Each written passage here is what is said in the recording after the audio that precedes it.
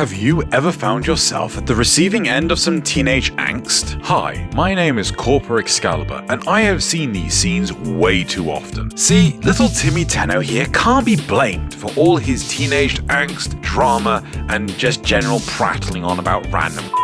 After months of research, we have been able to pinpoint that the cause of all this teenage melodrama is the beverage Xenogelion brand energy soda. With 72% of the beverage containing the deadly chemical Cuba, 23% of it containing oxygen, 12% containing hydrogen, 11% containing nanospores, and trace amounts of argon crystals, I've come to the conclusion that these beverages are the root cause of all our problems, and as a result, I actually tend to take a class action lawsuit against the Xenogelion company. Don't put up with stupid.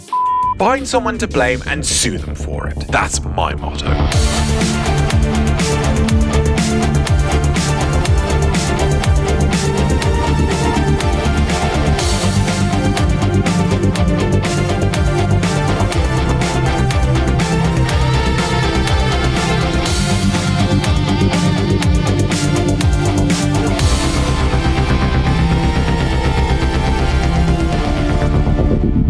So, funny story, when I start working on these episodes, I usually start with the intro bumper, and for this one, I thought it would be funny to queue up for some relic farming missions with a legitimately supportive Limbo build, and see if I could catch some salt for it. Now, I'm not a Limbo main or anything, but I got with a couple of friends that play him a lot, and I put together a minimum range, max duration build with Haven. Just enough to heal my squad mates if they needed it, but mostly just focus on objectives. I played this build for the majority of what turned out to be a 14-hour day of Warframe, at one of the times where those nodes are generally attracting the most players, and a funny thing happened. Nobody really freaked out. Sometimes I gave a PSA to let me know if they needed healing, sometimes I didn't, but nobody really rage quit. The only less than polite response I got was when I banished a squad mate for heals without warning. So I thought maybe it was just that the prime part grind attract a certain type of player, and I ended up taking my Limbo to more general public spaces. I tried this build on Hydron, nobody complained, a max range build on a COD, nobody complained, and finally I brought a general build to the sorties, and still nobody complained. In the end, I gave up on my dream of a low effort 20-second shitpost, but I discovered something much more interesting. Maybe the general consensus has shifted and people have finally realized that Limbo isn't actually bad. That, or they just realized that it's easier to just continue playing with one than it is to abort and re-queue in the hopes of finding another public mission that doesn't have a Limbo. And honestly, that's a pleasant surprise. Now, you guys know that I preach adaptability as the most important skill in the game, and being able to play around a Limbo or work cooperatively with one is no exception. No frame dominates any of the end screen stats all the time, no matter how well you're built. And as far as I'm concerned, being able to adapt to those less than ideal situations is the true test of a player's ability in Warframe. Because, and here's the real kicker, how can you tell the difference between a troll and someone that was just learning in a public squad? You can't legitimately suggest that the new player try out everything and, never do the MR grind, rank and bank dance, and then condescend them for actually trying out everything. Or worse, enjoying the things that you don't enjoy. So I'm honestly really glad that so many people seem to have developed a bit more of that adaptability, or at the very least, gotten significantly more tolerant. So to mark the occasion, we're doing some talk about Limbo today. Don't worry, we're still going to keep the regular stuff, like how, we're looking at my favorite sidearm later for the weekly weapon review, and how XandyPants is going to be giving us our tip about hit scan and projectile weapons later. And we've even got another Xenogelion brand energy soda unpopular opinion of the week. But I wanted to experiment with theming the episodes individually, so we're going to be doing things a little bit differently today. So watch the episode through and make sure to let me know what you think in the comments. No, let me know what you think about the episode, not just about Limbo. Okay. Now it's time for an unpopular opinion. Having weapon and Warframe rewards on repeatable mission types like sorties and bounties is the best kind of reward, and DE need to do it more often. You just watched Xenogelion giving an unpopular opinion. Brought to you by Xenogelion brand energy soda. Get energized. Behold, our tip of the week. You can call me XandyPants, and I can teach you about hitscan mechanics. Deal? Yeah, I'd say we have ourselves a deal. So hitscan weapons fire things with no travel time. If your crosshair is on an enemy, the instant you pull the trigger, you get a hit. The bullets can even seemingly pass through walls because they are not, in fact, actual bullets. The crosshair is the actual weapon, and it is basically just scanning to see if you get a hit. Hence hitscan. And this is the way shooting is implemented in lots of modern video games. Projectile weapons are different and do actually fire a physical object that must travel the distance between you and your target in order to hit it, usually meaning that you have to lead your shots. You'll notice that the damage doesn't register right when I pull the trigger, but a little second later. Or depending on your range from your target, maybe a rather big second later.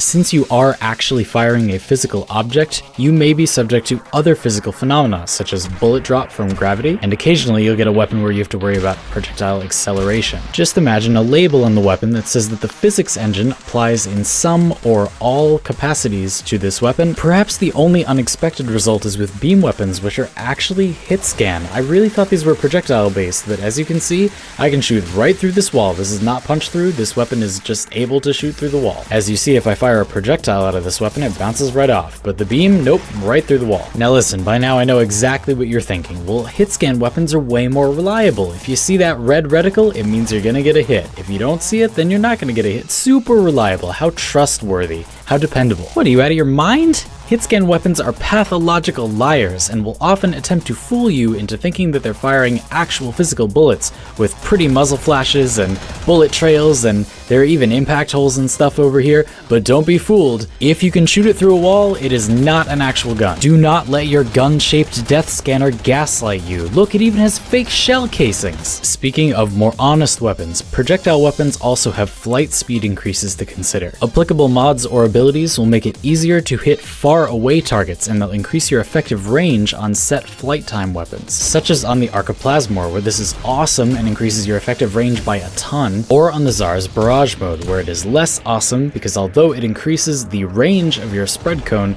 it also increases its width, making it incredibly difficult to hit enemies with a significant amount of pellets. It does also decrease the drop of your cannonballs though, and in general, weapons that have projectile drop are some of my favorite candidates for flight speed. Hey Xandy, wasn't this video supposed to be about hitscan weapons? Flight speed also increases your damage fall-off range on all weapons, including hitscan weapons. So using a hitscan shotgun or the Baza on Zephyr with Jetstream will in fact increase your damage at range. On the Archiplasmor, which is a weapon that lists its fall-off statistics and can take flight speed increase mods, you can see that putting on a flight speed mod does increase our fall-off by the same amount, whereas you can't see or equip flight speed mods on pure hitscan weapons, but you can see weapons like the Baza's fall-off range, and it does get increased if you increase their flight speed some other way. The game kind of pretends that they have actual bullets, even though, again, this weapon has no actual travel time. Now, all weapons have damage fall off at some distance, but for most weapons it's huge. Maybe you could make some insane snipes with Zephyr extending sniper damage fall off range, but you'd probably be able to shoot farther than the enemies would render. How useful. I've been Xandy, and you've been an excellent student. I hope you enjoyed this tip of the week, and I hope to see you next time. On with the show. Okay, so I've got a little bit of a bone to pick with some of you guys. It's no secret that I've wanted to look at some of the mythology behind the theming of some of the Warframes for quite a while. It was a full series that I wanted to do, I still want to do it, but honestly, I feel like this is a perfect opportunity to work through the very first of these that I've wanted to do. I wanted to take a look at Limbo.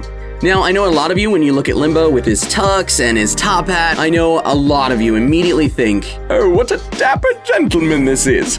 Kind of the Warframe equivalent of judging a book by its cover. Yes, he has a top hat and a dinner jacket, but you know who else does? Like, a lot of people. So, who exactly is Limbo? Well, if we're going by the quest, he's all about, math and interdimensional travel. So, I don't know, maybe he likes gent music?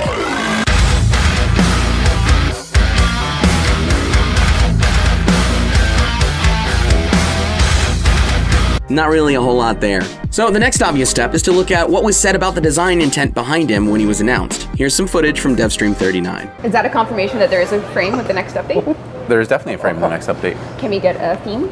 I call him the Void Wizard. His type is called Magician. He kind of exists somewhere between the Void and the real world. He's very stylish, though. Very stylish. He's definitely has a swag of his own. So, like I said, he exists kind of in between the. I call him Limbo.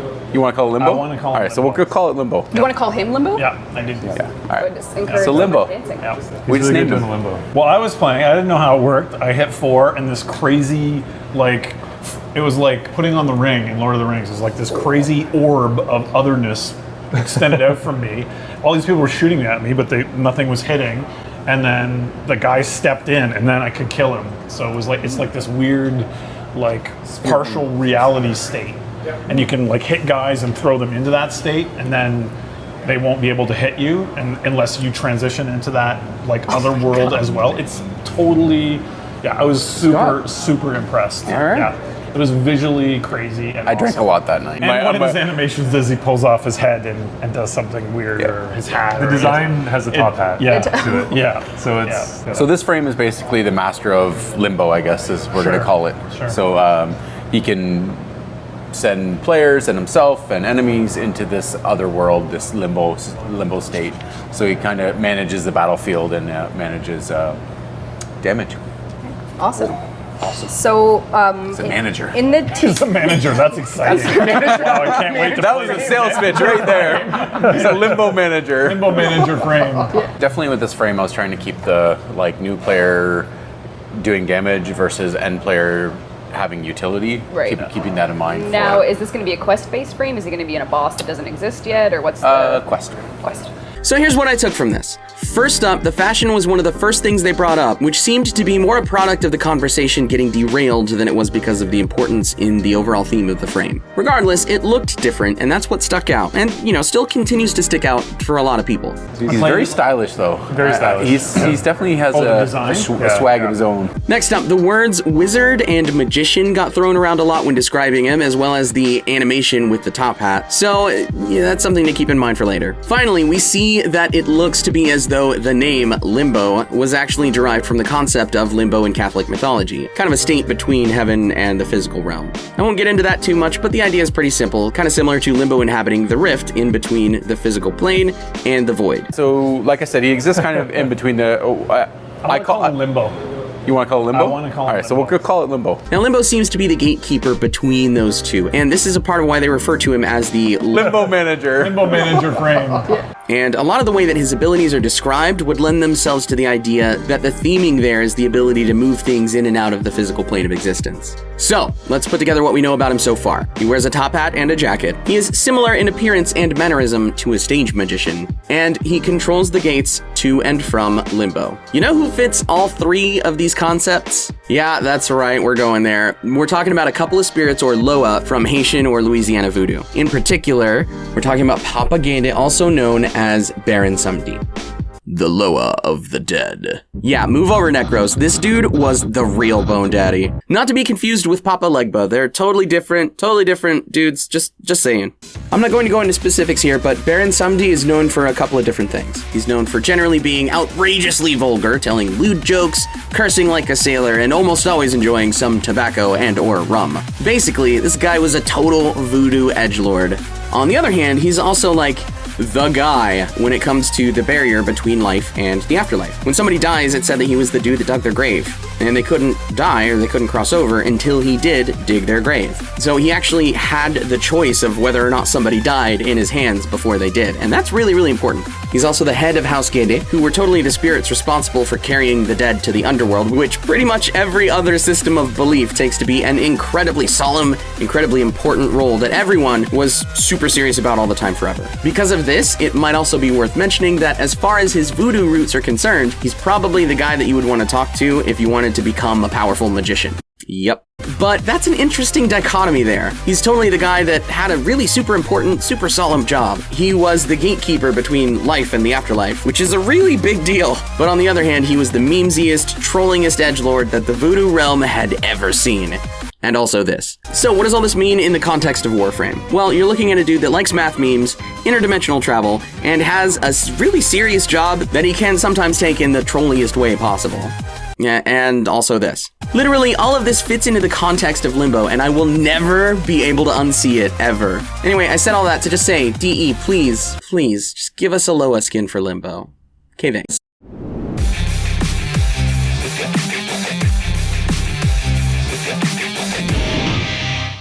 Alright guys, today I've got a pretty easy one for you. It's a pretty simple weapon with a pretty simple gimmick. Yup, today we're talking about the Knell. This has legit gotta be my favorite sidearm in the game. This is the weapon that came with Harrow because, well, Harrow likes headshots and this gun also likes headshots, so they're friends. It's a sidearm with some pretty solid damage outright and only a one-shot magazine, meaning that you have to reload after each shot normally. But like the dual Toxocyst, if you can land a headshot, it gets infinite ammo and a boost to its critical damage and status chance. Now this buff lasts for 3 seconds, it is refreshable, and most importantly, it stacks up to 3 times. I used to call this thing the last bastion of crit weapons, but now you can totally build it for status if you want to. Personally, I still just go like all in with crits, but you know, it's up to you. The reason I usually go in with crits is because generally with the crits, the enemy is dead before you really get a chance to strip the armor. And I mean, you wouldn't really want to strip the armor anyway, since the damage is mostly puncture and impact, which have a high damage bonus against both armor and shields, meaning that it can help make the most of those crit synergies.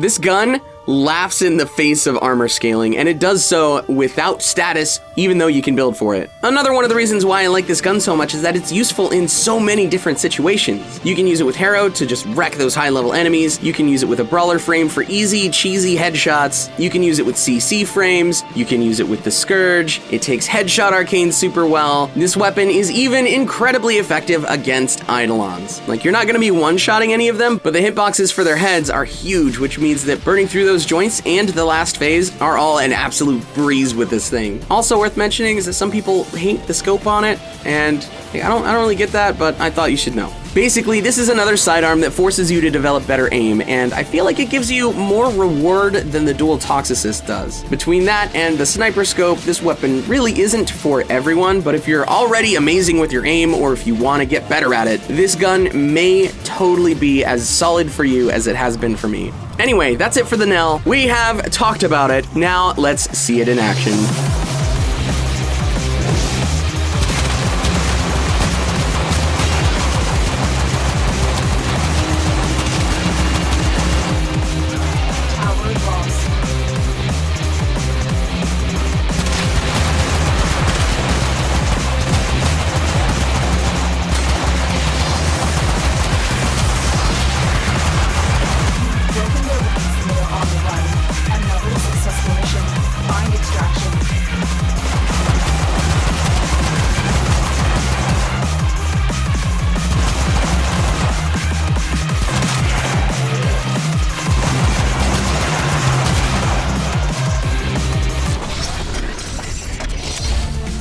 Alright, so that's it for this week's episode. I know it's a little bit late and it's also a bit longer than usual, but there were a couple of things I wanted to try, a couple things I wanted to get off my chest, and so there you go. Make sure you're subscribed so you can check next week's episode. Also be sure to check out Xenogelion and XandyPants if you haven't already. So once again, I hope you enjoyed the show. My name's Joey Zero. Okay, bye.